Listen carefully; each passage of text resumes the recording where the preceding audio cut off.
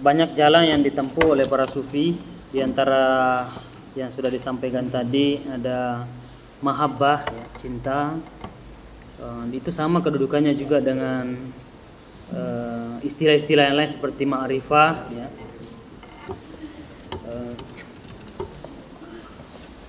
Pertanyaannya kemudian mengapa Rabi'ah Al-Adawiyah sering menjadi tokoh dalam mahabbah itu? Karena dialah yang menjadi pelopor utama, ya, yang mengembangkan mahabbah itu, konsep mahabbah dalam dunia tasawuf, gitu.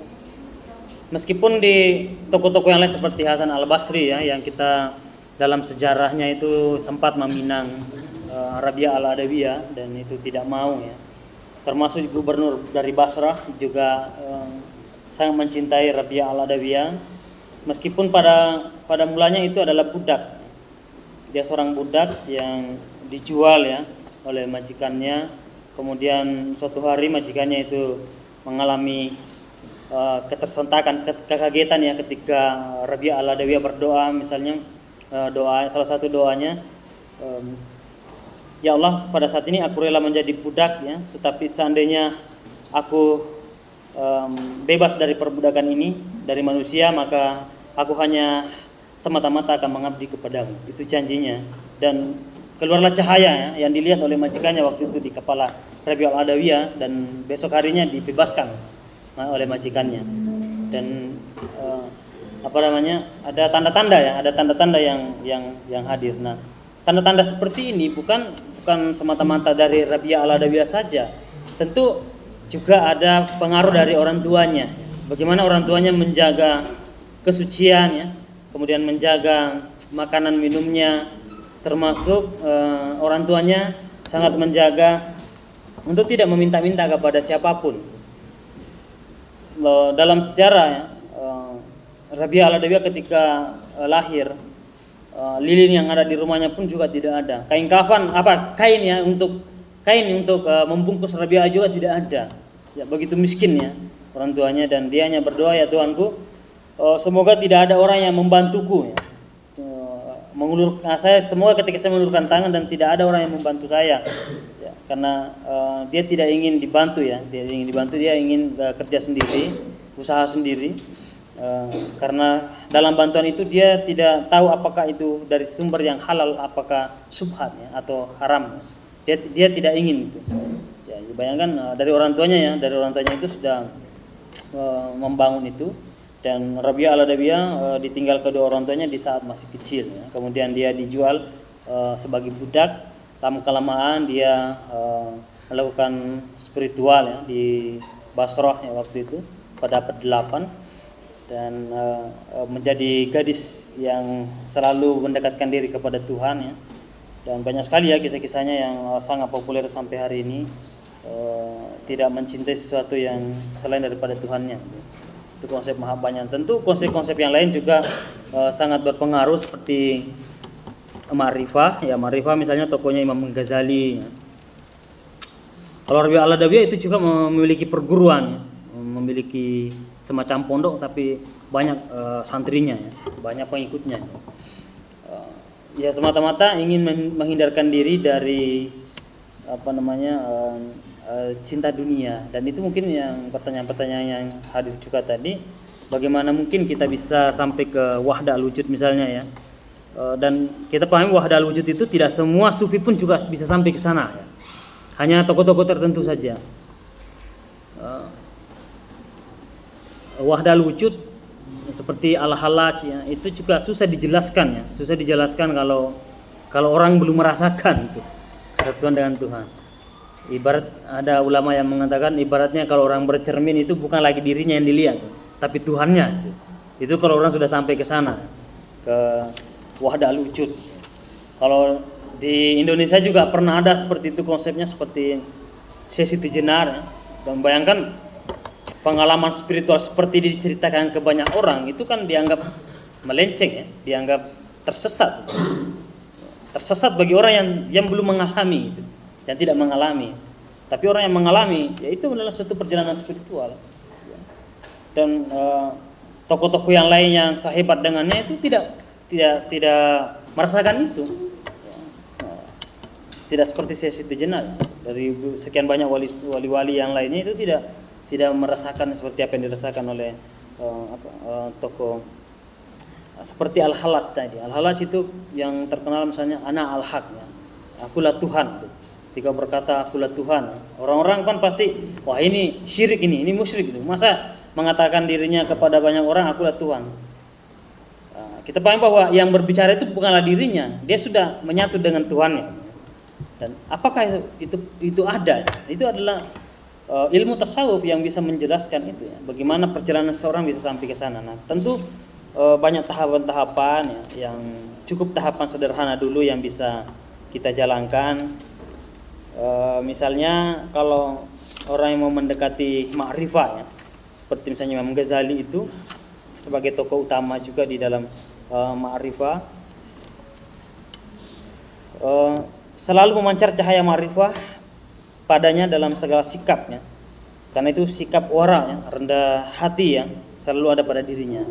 Nah ini yang pintu utama ya, rendah hati gitu, tidak ingin memamerkan sesuatu, tidak mengerjakan sesuatu bukan karena ingin dipuji. Itu kan memang adalah ajaran dari Islam itu sendiri ya. Memang ajaran dari Al-Quran. Bahkan di dalam Allah mengatakan ketika kamu memberikan sesuatu jangan sampai tangan kirimu mengetahui. Itu kan sesuatu yang luar biasa. Nah, nampaknya era hari ini itu kejauhan ya untuk sampai ke sana. Mengapa? Karena hari ini apa-apa yang kita kerjakan kita pamerkan gitu ya di media sosial. Dan tapi kalau ada yang bisa tidak ikut dalam arus itu pengaruh eksistensi ya. Kita ingin eksis sebagai seorang manusia itu wajar ya, sebagai manusia. Tetapi apa yang kita kerjakan itu kan seringkali kita memamerkan.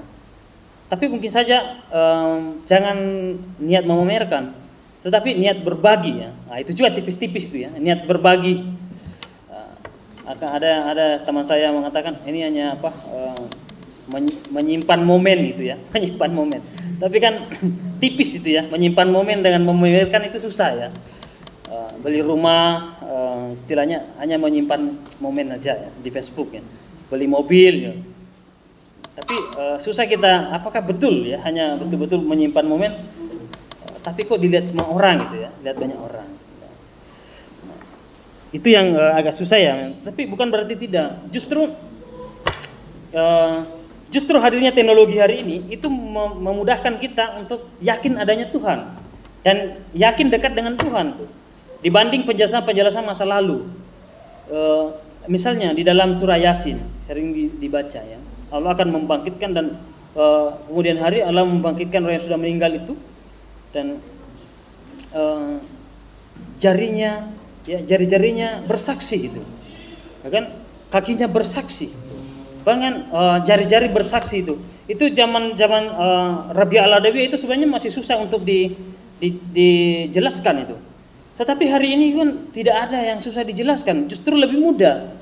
Misalnya sidik jari ya, ketika penemuan zaman modern menemukan sidik jari, bahwa sidik jari miliaran manusia di muka bumi ini tidak ada sama sekali yang sama sidik jarinya, itu beda semua tuh.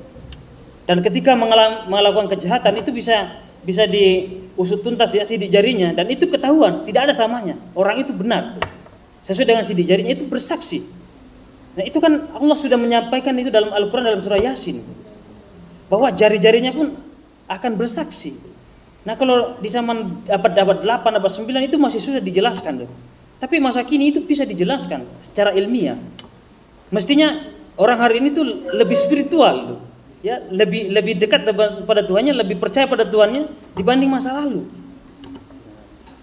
Nah, tapi kita terhalang oleh itu tadi ya. Kita terhalang oleh cahaya Tuhan itu sendiri. Ya. Cinta kita kepada Tuhan ya, dibanding cinta kita kepada makhluk, mungkin itu lebih besar cinta kita kepada makhluk, cinta kita kepada dunia daripada cinta kepada Tuhan.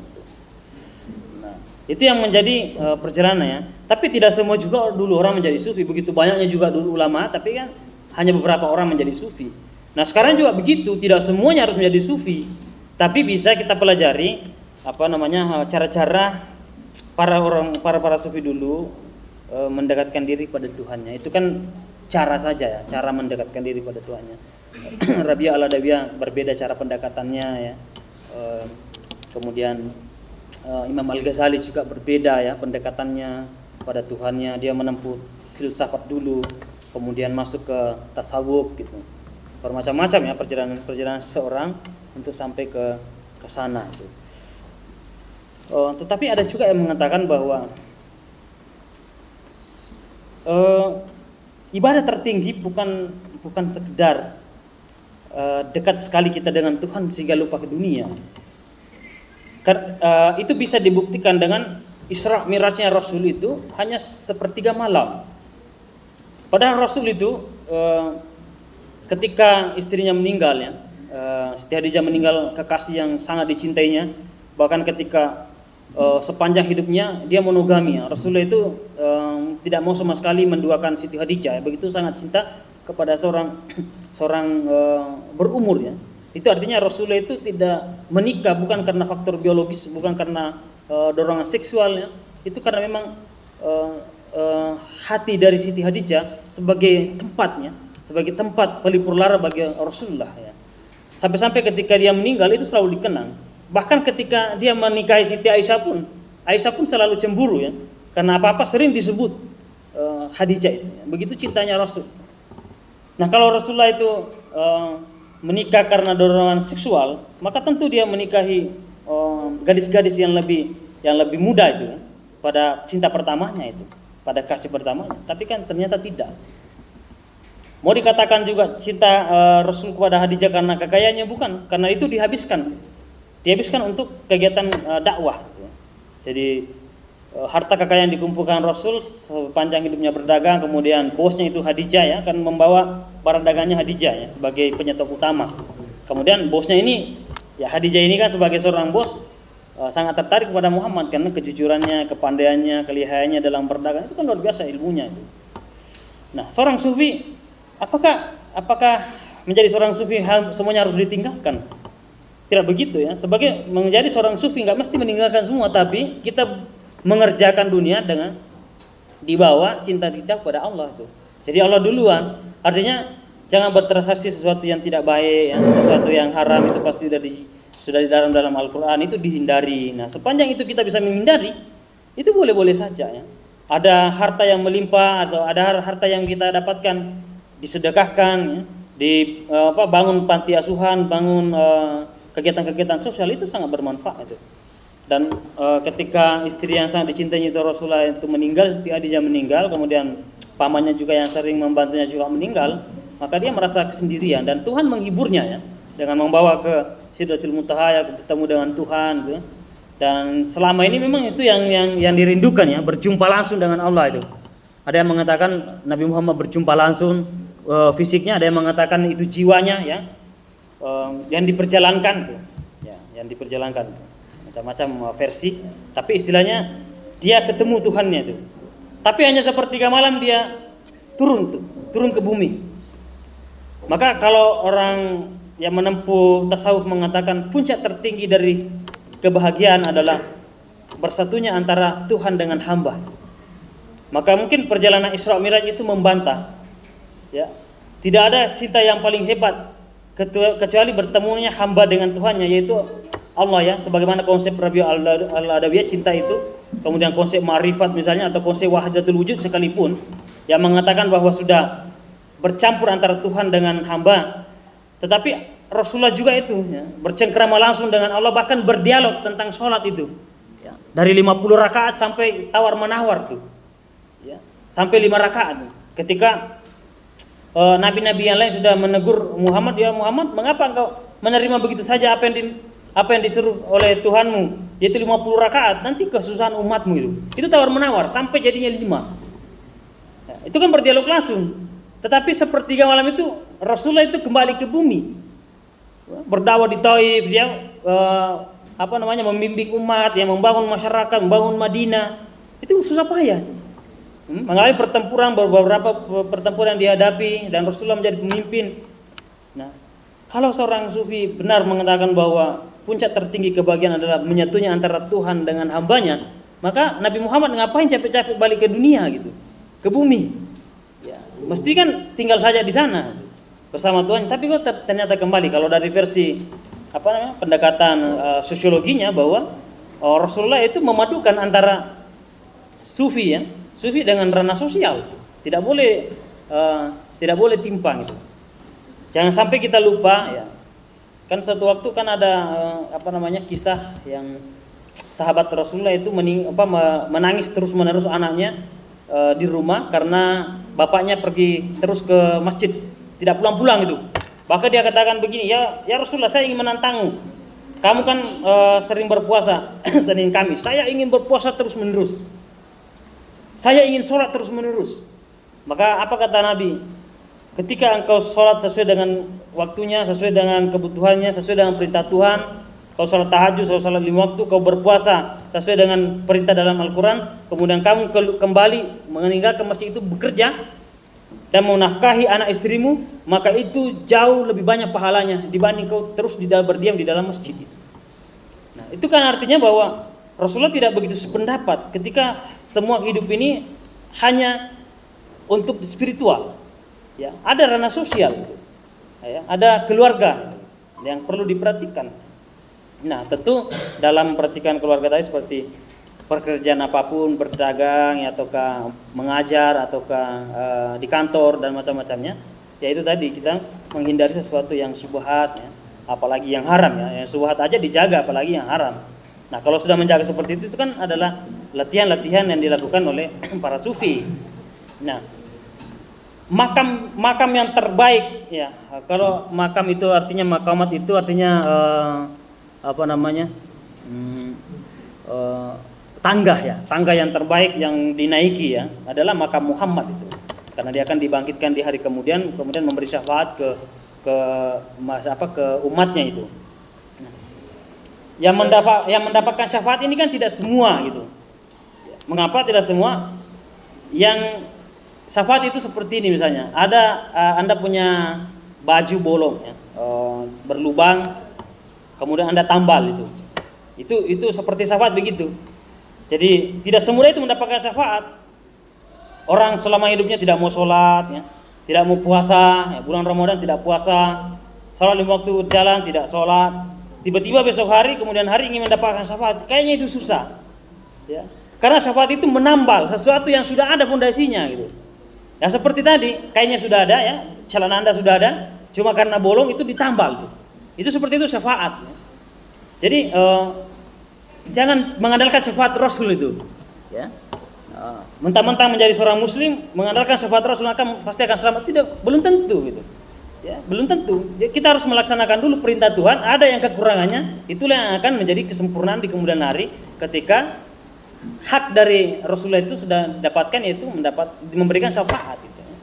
Nah, itu kan perlu pengkajian ya mendalam tentang syafaat. Kemudian tangga yang terbaik itu disebut sebagai makam mahmudan ya. Dalam surah Al-Isra surah 17 ayat 79 misalnya Allah mengatakan wa minal laili fatahajjat bihi nafilatan laka ayyaba asaka rabbuka maqaman mahmudan ya. Hendaklah di sepertiga malamku kata Tuhan ya, kata Allah itu dalam surah Al-Isra, hendaklah sepertiga malamku engkau bangun untuk melaksanakan sholat tahajud. Itu kan ajakan Tuhan itu. Semoga moga-moga engkau dalam kedudukan makam mahmudan, berkedudukan seperti makam Muhammad itu. Jadi untuk mencapai kearifan ya, yang ditempuh oleh para perjalanan para sufi ya, yang pastikan ujungnya adalah makam-makam terbaik seperti makam Muhammad itu. Tangga terbaiknya ya, atau tempat terbaiknya itu makam Muhammad. Itu bisa dicapai melalui dengan sholat tahajud tadi itu. Ya. Wa minal laili fatahajjat